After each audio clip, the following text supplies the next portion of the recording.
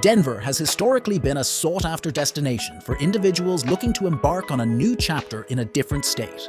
The city has served as a landing spot for those seeking a fresh start since the 1800s, experiencing consistent growth with only 2 instances of population decline noted in the 1980 and 1990 censuses.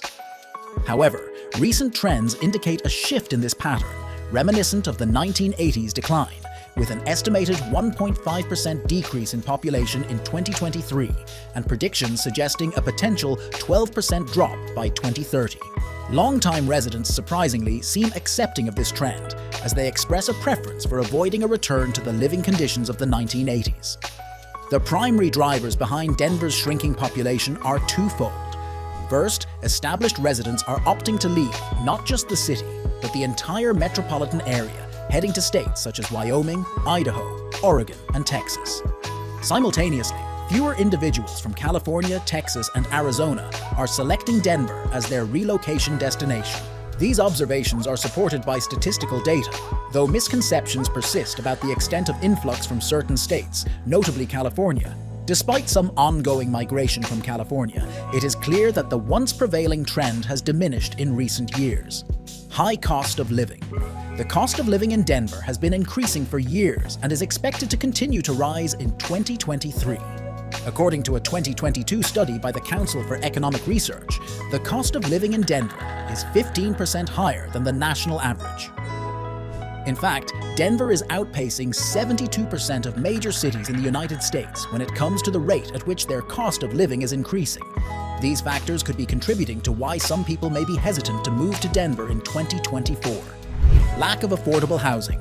Denver's housing market is facing a serious shortage of affordable housing units, with a deficit of 50,000 units in the metro area, as per a 2022 study by the Colorado Housing Finance Authority. The high cost of land and construction, coupled with the influx of residents over the years, are some of the reasons behind this shortage. Renting or buying a house in Denver is expensive, which is causing many people to move out and preventing others from moving in. Traffic congestion. Traffic congestion is a common problem in cities, and Denver is no exception. While it may not be as bad as some other cities, it still has its fair share of traffic issues. Studies show that millennials and Generation Z prefer cities with low traffic congestion and a good transit system. Portland is a popular city among these groups because of its excellent public transit system, which is consistently ranked in the top 10 in the country. The average commute time in Denver is 26.7 minutes, which is almost 10 minutes more than the acceptable average of 17 minutes. Although the pandemic was expected to ease traffic congestion, it did not have as much impact as anticipated.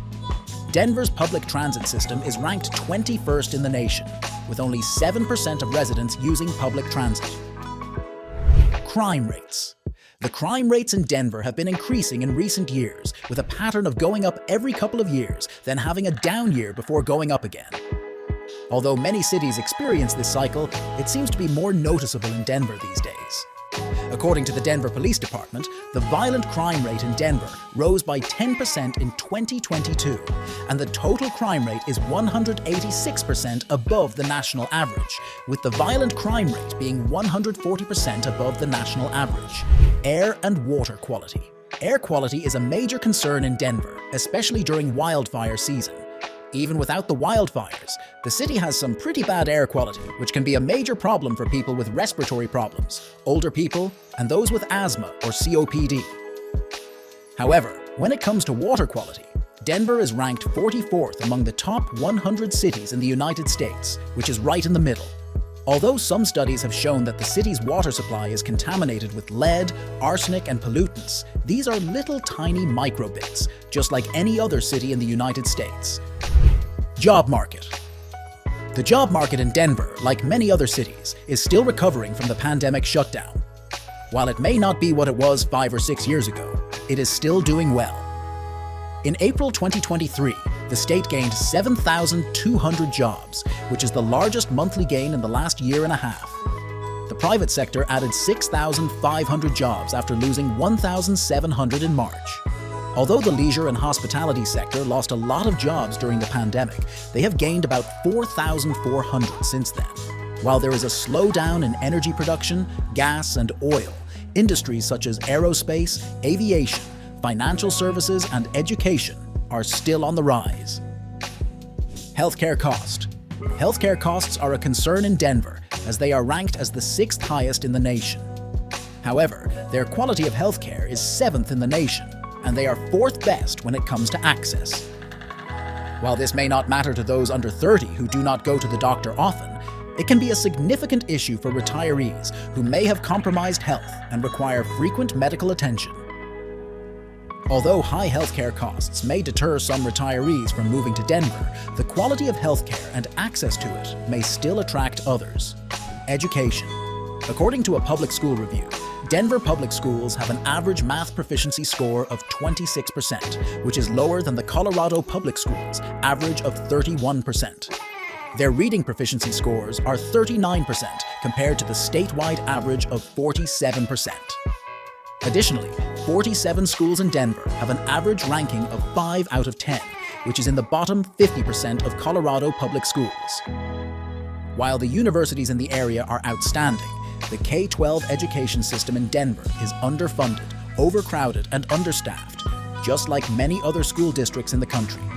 This is not the fault of the teachers, who are doing their best with limited resources. Childcare cost. Childcare is expensive in Denver, and the cost is a major concern for many people. The high cost of living in the city and the lack of available childcare providers are some of the reasons behind this. When there is a shortage of childcare providers, the cost of childcare tends to increase. According to several studies, full-time infant care costs an average of $1,700 per month in Colorado, while in Denver, it is around $1,900 per month. This can be a significant financial burden for families, especially those with multiple children. While there are several tools available to help you find a mortgage or a real estate agent in Denver, the cost of childcare is still a major concern for many people. Homelessness. Homelessness is a growing problem in Denver, with over 6,000 people experiencing some form of homelessness in the Denver metro area, according to a 2022 count by the Metro Denver Homeless Initiative. This is due to a number of factors, including the high cost of living and lack of affordable housing. Mental health issues and addiction problems are also contributing factors. While Denver has been working to address the issue, it is still a major concern for many residents. Homelessness can be a problem for people moving to or leaving Denver, as it can lead to safety concerns and other issues. That's a wrap for why nobody is moving to Denver in 2024.